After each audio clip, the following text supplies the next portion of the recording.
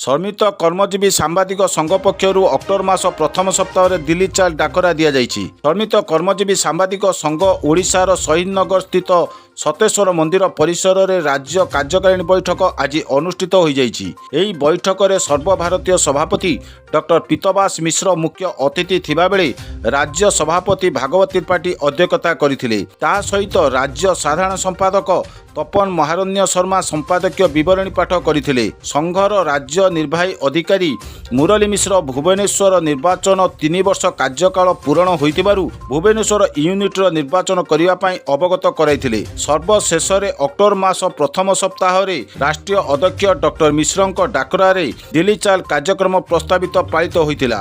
विभिन्न जिलार संगठन संपर्क में राज्य सभापति को संगठक संपादक अर्जुन मुदोली 30 टी जिलार संगठन विषय अवगत कराइथिले। Bureau report Biswabani live.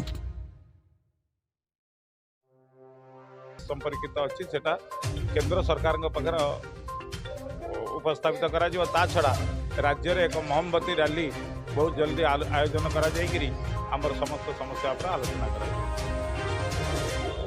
मो राज्य रे संगठन दायित्व अच्छी तेणु ये संगठन आमर वर्तमान 600 रु 700 मेंबर सांबादिक आमर मेंबर अच्छा।